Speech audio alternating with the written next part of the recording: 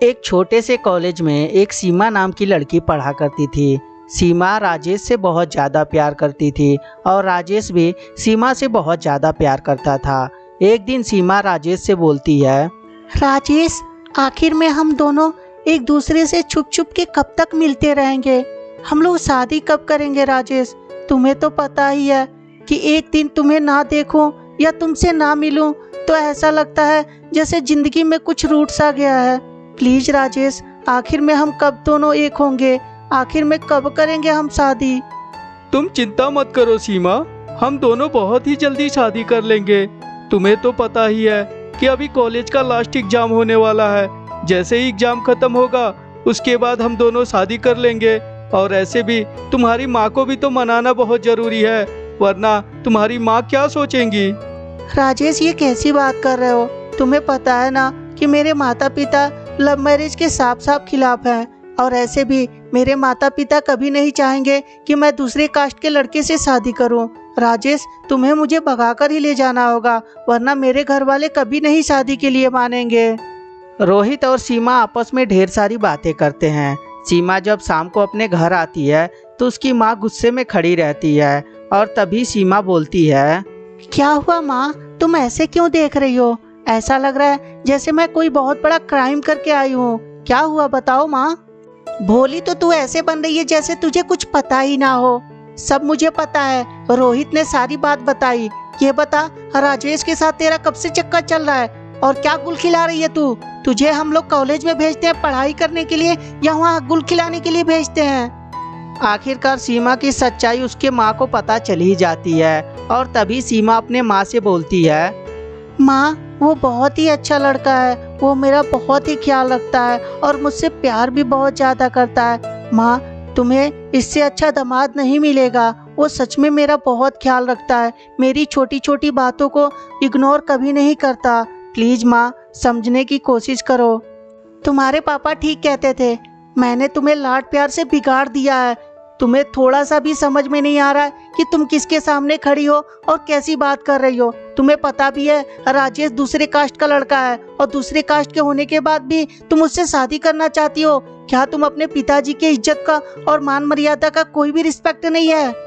बस करो माँ, मैं तुम्हारी लेक्चर सुनने यहाँ नहीं आई हूँ। और ऐसे भी मैं सिर्फ तुम्हें बता रही हूँ कि मैं राजेश से प्यार करती हूँ और राजेश से ही शादी करूँगी। जो आप लोग को करना है ना वो कर लीजिएगा, लेकिन मैं राजेश की हूँ और राजेश की ही रहूँगी। और यह बोलकर सीमा गुस्से में वहाँ से चली जाती है। अगले दिन राजेश से मिलने वापस सीमा आती है और आकर बोलती है, राजेश, मेरी माँ को सब कुछ पता चल गया है और इससे पहले मेरी माँ मेरे पिताजी को कुछ बताए, इससे पहले हम दोनों इस शहर को छोड़कर चलो कहीं दूर चलते हैं। राजेश जब सीमा की यह बातें सुनता है तो सीमा को लेकर राजेश एक होटल में आता है और आकर बोलता है, सीमा, तुम यहीं पे रुको, मैं शादी का जोड़ा और पंडित जी से बात करके आता हूँ ताकि हम दोनों चल के मंदिर में शादी कर लें।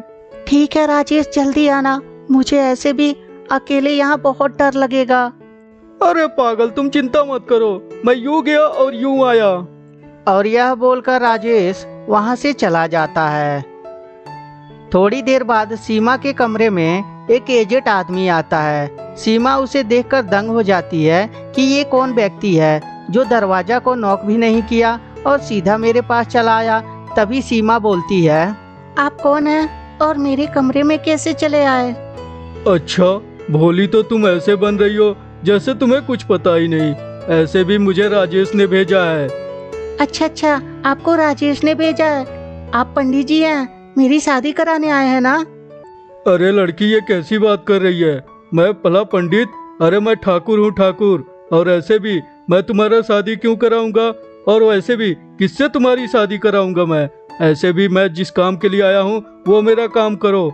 ऐसे भी काफी मेरा शरीर जो है वो दर्द कर रहा है, थोड़ा सा मसाज भी तुम्हें देना होगा। अंकल, आपका दिमाग खराब हो गया है, आपको समझ में भी आ रहा है आप क्या बोल रहे हैं?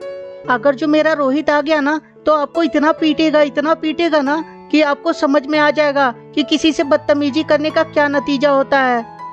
ओए लड़की, अब नाटक करना बंद कर, समझी ना? क्या तुझे पता नहीं कि तू यहाँ पे मेरे साथ सोने के लिए आई है? अरे राजेश ने मुझसे पूरे 50,000 रुपए लिए हैं, और वो भी आज का दिन तू मेरे साथ बुक है, समझी कि नहीं? अब नाटक करना बंद कर और चल मेरे साथ बिस्तर गरम कर। सीमा जब उस बात को सुनती है तो सीमा के पैरों तले जमीन खिसक जाती है और सीमा रोते हुए बोलती है, अंकल जी, आपको जरूर कुछ न कुछ गलतफहमी हुई है।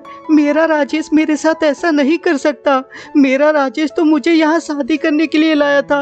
अंकल जी, जरूर आप गलत कमरे में आ गए हैं, और मेरा राजेश भला आपसे पैसे क्यों लेगा? प्लीज अंकल जी, ऐसा आप बोल दीजिए कि ये सब झूठ है। प्लीज अंकल जी, मैं तो राजेश से प्यार करती हूँ और उसी से शादी करना है। इसके लिए मैं घर से भाग कर आई हूँ, अपने माता पिता को भी कुछ नहीं बताई। प्लीज अंकल जी, मुझे छोड़ दीजिए, मुझे जाने दीजिए। वो व्यक्ति जब सीमा की यह बातें सुनता है तो पिघल सा जाता है, और तभी देखो, तुम अच्छी घर की लगती हो, इसलिए मैं तुम्हें छोड़ रहा हूँ। एक काम करो, यहाँ पीछे के रास्ते से तुम निकल जाओ। आगे के रास्ते पे राजेश बैठा हुआ है, अगर जो वो तुम्हें देख लिया तो यहाँ के बाद तुम्हें धंधा पे ले जाके बैठाएगा। इसीलिए मेरी बात मानना, यहाँ से सीधे अपने घर जाना, और आज के बाद किसी अनजान व्यक्ति के प्यार के चक्कर में मत पड़ना। जहाँ तुम्हारे माता पिता चाहें वहीं तुम शादी करना, अन्यथा तुम फिर पछताओगी, और अगली बार मेरे जैसा कोई शराफत आदमी नहीं होगा जो तुम्हें ऐसे ही जाने देगा।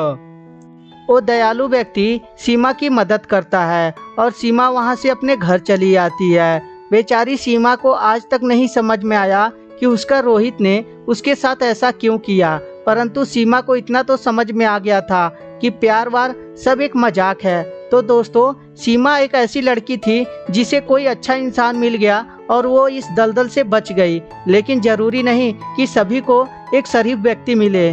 तो दोस्तों, आशा करता हूँ ये कहानी आपको बेहद ही अच्छा लगा होगा। अच्छा लगा होगा तो कृपया लाइक कर दें और हमारे चैनल को सब्सक्राइब करके घंटी भी दबा दें। और हाँ दोस्तों, अपने दोस्तों के साथ शेयर करना ना भूलें। धन्यवाद दोस्तों।